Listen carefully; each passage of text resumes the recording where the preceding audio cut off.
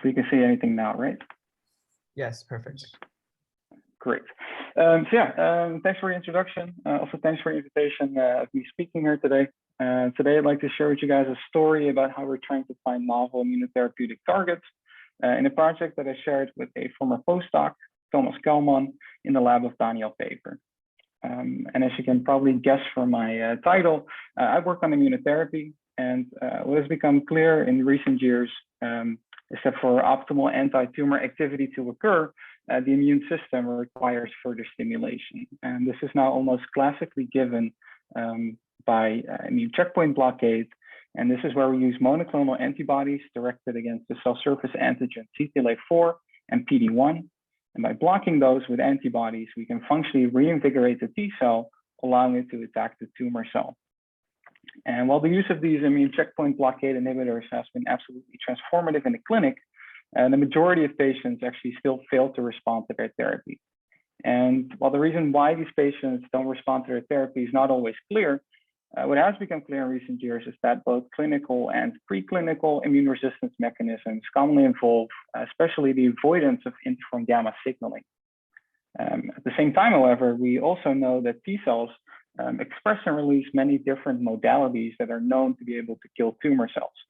And this knowledge actually kind of instigated us to answer the question whether or not we could mine interferon gamma independent tumor intrinsic signaling pathways for new therapeutic targets. And we wanted to do that by performing a genome-wide CRISPR-Cas9 screen, specifically in interferon gamma receptor knockout cells. And by knocking out the interferon gamma receptor, we can then look at interferon gamma independent pathways, of course. To perform this screen, we made use of a matched T-cell tumor cell model that we got from the Ton Schumacher lab. And this model basically consists of two different parts. On the one hand, we have the tumor cell that expresses the antigen MART1 in the context of HLA-A2. And our tumor cells can either express that endogenously, or we can introduce that in using a lentivirus.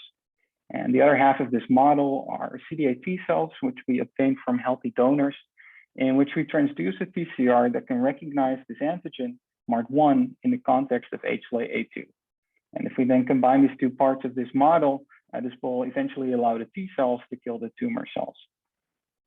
And we then use this model in our genetic screen. So for the genetic screen, we take a whole genome CRISPR knockout library, and this is basically a big collection of sgRNA sequences targeting each individual and unique gene in the genome.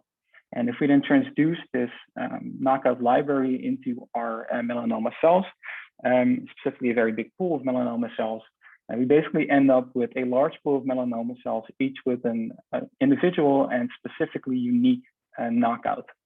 And we can then treat this pool of tumor cells with either control T cells that do not recognize the tumor cells, or MART1 cells, which do. And after a period of 24 hours of co-culture, some tumor cells will have died, but then by PCR and deep sequencing, we can identify the sgRNA sequences that remain within this pool of cells. And that will kind of allow us to establish which knockouts of which genes eventually cause sensitivity or resistance to T cell killing. And our results by magic analysis look very much like this. On this side of our plot, we have those genes that once we knock them out will actually cause resistance to T cell killing. And kind of expectedly, we found these two genes, CHAP1 and beta-2M, both integral parts of the antigen presentation machinery, and melon A, which is actually the gene that encodes for the antigen that we're using. And this is kind of expected because this shows us that if our T cells cannot see the tumor cells because either the antigen is lacking or the antigen presentation machinery is lacking, the tumor cells are basically invisible to T cell attack, are invisible to the T cells and thereby resistant to T cell attack. On the other side, perhaps the more interesting side, we find those genes that once we knock them out actually cause enhanced sensitivity to T cell killing. And what we very quickly realized, also by overlaying these hits over the canonical TNF pathway, we found that many of these hits that we observed were actually part of this TNF pathway. Before we continue, however, we first wanted to see whether these hits also validated. And to look at that, we made use of a mixing assay. So here we take control cells and then we label with the green fluorescent dye C of the Z. And then we mix these cells in a 1-to-1 ratio with cells that we've knocked out for a gene of interest that we labeled with a violet fluorescent dye called GTP. And then again, we can, much like in our screen, treat this pool of cells with either MART1 cells or control T cells. And after a period of co-culture, we could then wash away all the T cells and the dead tumor cells, leaving us with this new population of cells. And the specific ratio between these different cells, we can then read out by flow cytometry. And these plots look very much like this. In this case, we've mixed a control cell line with another control cell line. And then you can see that whether or not we treat them with control T cells or MART1 T cells, they largely remain in this 1-to-1 ratio. If we now, instead of taking a second control cell line, we mix in a TREF2 knockout cell line, that's one of the head-up screens, we can see that if we treat them with control T cells, they still remain largely in this 1-to-1 ratio. But if now we treat these cells with MART1 T cells, we suddenly see a very strong depletion of these TREF2 knockout cells, implying that they're indeed more sensitive to T cell killing than their control counterparts. And we did that for a number of other hits in the TNF pathway that we all got from our screen. And consistently what we saw is that this tumor intrinsic TNF pathway can yield us new targets that when inactivated can sensitize tumors to T cell attack. And since we now found a large number of genes in this TNF pathway that apparently really determine the sensitivity to T cell attack, this also instigated us to figure out what the role of TNF is in patient tumors. And for that, we decided to start analyzing RNA sequencing data of immune checkpoint blockade treated patient cohorts. And what you're looking at here is the normalized TNF expression of, in this case, a cohort of patients that were treated with PD-1. And in this case, they had their tumor RNA sequenced before start of therapy. And we further subdivided this cohort into those patients who would go on to not respond to the therapy and those who would. You can see here, pre-therapy, there doesn't really seem to be a difference in TNF expression between these two populations. However, we now look at tumors with their RNA sequenced after start of therapy, we suddenly see that those responding patients actually see an increase in their TNF expression. And the same phenomenon we could actually observe in a second independent data set. And together with this increase in TNF expression, we could also find an increase in the TNF response signature expression in those same population of patients. So this analysis kind of tells us that high TNF or high TNF signature expression can correlate with response to immune checkpoint blockade, particularly post-therapy. Next, we wondered whether these high levels of TNF could also functionally affect tumors. And to find evidence of that, we then wanted to investigate the TNF pathway integrity by assessing TNF pathway mutations in immune checkpoint blockade treated tumors. Since, especially back then, these data sets were relatively rare, we had to look at CTLA-4 therapy in this case. And what you're looking at here is the response duration of patients whose tumor DNA sequence was sequenced before the start of therapy. And here we've subdivided this cohort into those patients without mutations in the TNF pathway and those tumors with mutations in the TNF pathway. And you can see that there is no real significant difference in response duration for these different tumors. However, if you now perform that same analysis, but instead take tumors who have their tumor DNA sequence after start of therapy, we suddenly see that the response duration of those mutant tumors is a lot shorter than the wild type tumors. And that also translated for these patients into a shorter overall survival compared to all other conditions. So together with our RNA data, all these data kind of imply that post-immune checkpoint blockade, TNF can exert a tumor shaping pressure that can drive the loss of TNF pathway integrity. And also that at least after treatment, TNF seems to have the potential to detrimentally affect tumor cells. But also that low levels of TNF that we can see in untreated tumors or non-responding tumors seem incapable to drive this TNF-dependent cytotoxicity. And here we started to wonder where we could potentially use our hits from our screen, because we figured that we could potentially modulate the TNF pathway in such a way that we could lower its cytotoxicity threshold and therefore allow even these low TNF tumors to still respond to T-cell-derived TNF. And to kind of give initial evidence for this hypothesis, we performed a very simple dose response experiment where we took control cell lines and treated it with increasing amounts of TNF. And you can see that those are relatively resistant. However, if we now treat TREF2 knockout cells with also increasing dose of TNF, you can already see that they die pretty much instantaneously, even at very low levels of TNF. We then also performed RNA sequencing on these cell lines after TNF challenge. And what we found initially already was that archetypical TNF response genes BERK3 and CXCL8 were highly upregulated in our TREF2 knockout cells compared to their wild-type counterparts. And also expanding upon that, if by gene set enrichment analysis, we look for a TNF response signature, also that seems to be highly enriched in TREF2 knockout cells. So while here we can see that TNF has the potential to really affect TREF2 knockout cells in particular, we also wanted to know whether TNF was responsible for the sensitization that we see in a T cell co-culture. And for that, we made use of a neutralizing TNF antibody that kind of takes away TNF from a co-culture.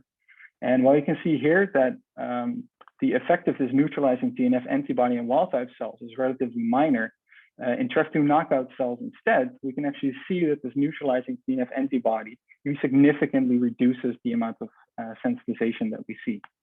And this wasn't just true in this one cell line that we tested, but consistently over these 4 cell lines that we tested, we would always see that this neutralizing TNF antibody would have a significantly stronger effect in TREF2 knockout cells compared to their wild-type counterparts.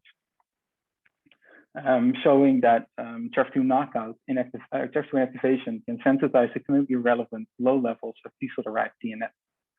And next, we wondered whether this would also translate into an in vivo context. For that, we made use of a murine melanoma cell line that we've engineered to express the ovalbumin antigen. And this antigen allows the mouse's own immune system to kind of recognize the tumor and try to challenge it. So by injecting this murine melanoma cell line into our normal black 6 mice, we can kind of track this immune attack of this tumor over time until we have to sacrifice the mice. And a control cell line in this model looks very much like this. So there's an initial establishment and control of this tumor by the immune system. There seems to be an eventual relapse. And to kind of check whether T cells are also important in this model, we decided to make a knockout for beta-2M. And again, that's an integral part of the antigen presentation machinery. And if you lack that, the tumor basically becomes invisible to the T cells. And to basically assess that, we made this knockout. And as you can clearly see, these beta-2M knockout tumors are actually more resistant than their control counterparts. Conversely, if we knock out TREF2 instead, you can see that while these tumors initially establish, in this case, the mouse's own immune system could completely cure these tumors, leading to an overall survival of up to 60 days of these TREF2 knockout tumors. So also in vivo, the activation of TREF2 can sensitize tumors to T cell attack. And next, we wanted to know how mechanistically TREF2 depletion could cause this enhanced cell death. And for that, we turned back to the canonical TNF pathway and this protein RIPK1 in particular, as that is a very important instigator of cell death in response to TNF. And what we did is we made a knockout for RIPK1, in this case in a control cell line. And you can see that there's actually relatively little effect in terms of sensitization once we knock out RIPK1. That very likely reflects also the relative insensitivity to TNF that we've observed before. If instead we now make this knockout of RIPK1 in the context of a TREF2 knockout, you can suddenly see that we can actually rescue much of the sensitization that we've observed. And that's also quantified over here. So it seems that TREF2 depletion kind of sensitized tumors to T cell attack by instigating this RIPK1 dependent cell death. And thereby TREF2 seems to function as a critical determinant of sensitivity to T cell attack, but kind of acting as a gatekeeper for this RIPK1 dependent cell death. And based on these findings, we also wanted to know what the role of TREF2 was in patient tumors. And for that, we decided to look at TREF2 mutations that we could find in the TCGA database. And we found 5 different hotspot mutations. So those actually occurred in multiple different patients. And for those TREF2 patient variants, we then made DNA constructs that we could then overexpress in our tumor cell line. And then we subjected these patient variants to a mixing co-culture assay, much like what I've showed you before. And what we found, I guess relatively expectedly, is that a number of these TREF2 patient variants could actually cause resistance to T cell killing. More unexpectedly, however, we also found 2 variants which could cause very significant sensitization to T cell killing. And this was relatively surprising to us because we would not expect that tumor cells would evolve to become very sensitive to the immune system. So that's why we kind of hypothesized that there had to be some kind of compensatory mechanism going on for these tumors to still survive in those patients. And that's why we decided to start to look at the antigen presentation machinery again, because we would think that if tumors kind of mutate the antigen presentation machinery, they can kind of overcome these sensitizing mutations that we saw. And for that, we then started looking specifically at HLA-A, B, C, and beta-2M, because those, again, are very integral parts of this antigen presentation machinery. And that's kind of exactly what we found. So what we could observe is that inactivating TREF2 tumors also carry more mutations in this antigen presentation machinery compared to other TREF2 mutations. So while the mutation TREF2 can basically cause both sensitivity and resistance, we think that the more interesting observation here is actually the enrichment of antigen presenting mutations that we found in these TREF2 mutant tumors. Because that seems to show that even in patient tumors, there's kind of an immune pressure against the loss of functional TREF2. And this was also nicely expanded upon in a recent publication by Kevin Litchfield. I won't spoil too much because he's going to go into that, I think, in a second talk. And this actually already brings me to my last question, also specifically thinking about how we can move towards the future. And that's to see how we can translate our findings to a more clinical setting. So while there is no real on-target or bona fide inhibitor available for TREF2, what is known is that tweak signaling, so tweak is a TNF-like cytokine that can actually induce the lysosomal degradation of the TREF2 and SIAB1 complex. And people already showed that this could actually sensitize tumor cells to TNF alpha. And we started by kind of validating this in our own lab. So here I took tumor cell lines and treated them with increasing amounts of the tweak cytokine. We could very nicely see a dose-dependent decrease in the levels of TREF2 in the cell line. At the same time, if we add tweak in a T-cell tumor cell co-culture, we could actually also see a significant sensitization to T-cell attack. However, as you may know, cytokines are not the best therapeutic modality that there is in the end to want to treat some patients. So we started looking at alternatives. And luckily for us, we could find that there was an agonistic antibody for the tweak receptor. So it kind of mimics the activity of tweak called inotuzumab. And we wanted to see if we could use that instead of using the tweak cytokine. And to analyze that at first, we performed a very simple Western blot experiment. We added one little wrinkle here, and that's to also look at NF-kappa B2. That's kind of a readout of the activity of TREF2. So if TREF2 is present, like here in this wild type cell line, you actually see a relatively little of this cleaved form of NF-kappa B2 called P52. However, if you remove TREF2, you actually see a very strong cleavage of the NF-kappa B2 P100 form to the P52 form. This is kind of a downstream readout that also allows us to look at more subtle changes in TREF2 expression. Because what we did next was treat our cells also with inotuzumab, and while you can see relatively little effect on TREF2 expression itself, we do see some signal in this downstream element. Then, by also treating these cells at the same time as we're treating with inotuzumab, also with protein G, and protein G basically clusters the antibody, the agonistic antibody, on the cell surface of our tumor cell lines, and that's known to actually increase the signaling strength of these TNF-like molecules. And once we do that, we actually see a stronger effect on TREF2 itself, and also a stronger effect on this cleavage of NF-kappa B2 P52. So basically, we really need this protein G for very strong signaling. And we then use this approach also in the co-culture assay. So normally, if we take control cells and treat them with T cells, they survive to about 80%. If we add protein G in this co-culture, nothing much happens. If we add inotuzumab, we already see some sensitization. But if we then combine this with protein G, we get an even stronger sensitization. And importantly, none of these modalities seem to increase the sensitivity of TREF2 knockout cells, showing us that tweak agonism can actually result in the TREF2-dependent T-cell sensitivity. However, it also seems that current antibodies seem to require clustering for their activity, and that's not directly amenable to clinical translation. And that already brings me to my conclusions. So today I've shown you that in the tumor, there's relatively low levels of TNF in general, and upon engagement of the TNF receptor by TNF, the actions of TREF2 and CYP1, although that I didn't really have time to go into today, seem to kind of prevent tumor cell death. However, if instead we now remove TREF2 and or CYP1, we can actually instigate the RIPK1-dependent cell death. And in the future, we hope that, for example, by tweak receptor agonism, we can also use this therapeutically in an effort to more commonly achieve durable clinical responses to immune checkpoint blockade. And based on these data, you may want to know what's next.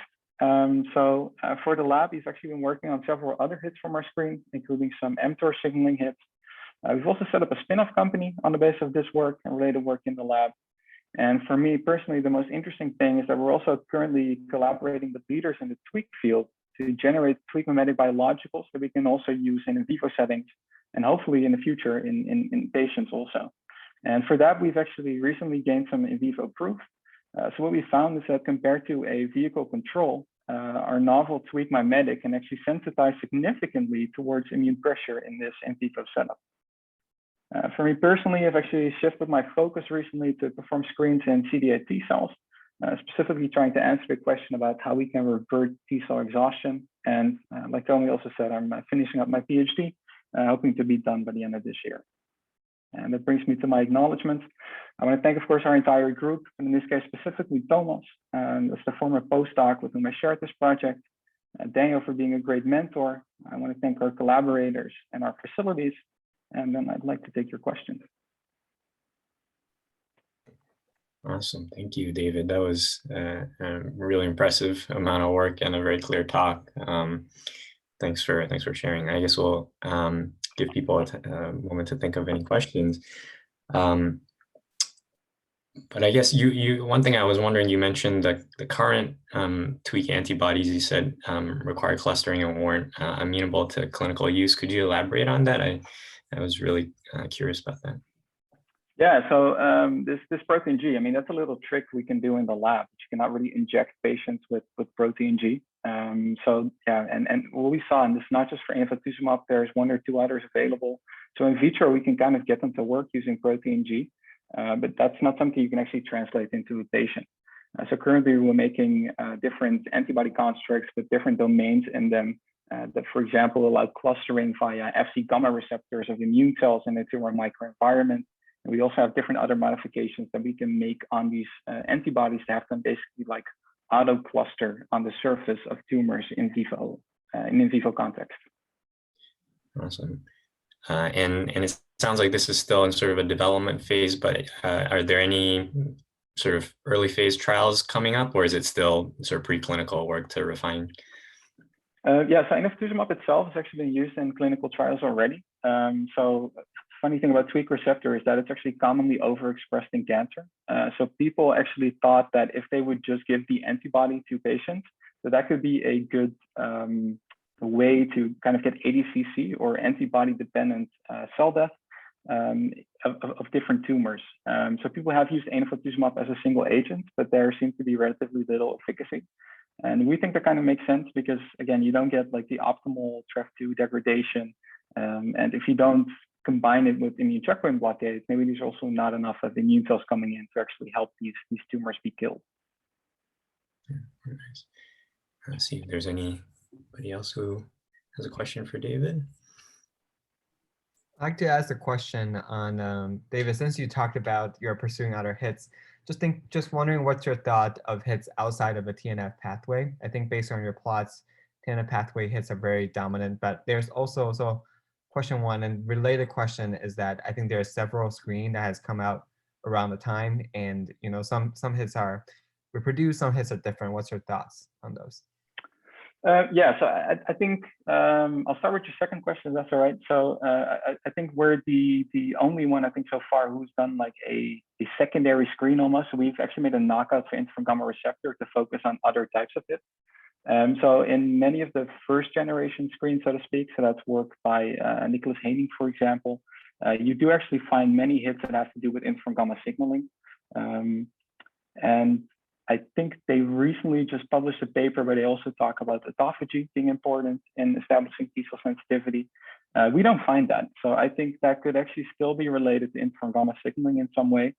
I think in our case, the other hits that we're currently working on don't necessarily have to do with TNF, but actually with trail signaling. So if I could skip back at all.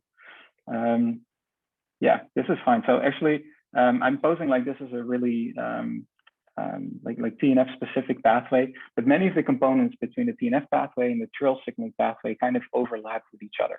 And what we found is that there's actually this link between mTOR signaling, so that's some of the other hits that we're working on, and the expression of the trail receptor. And that's a cytokine that's also still active in our T-cell co-cultures.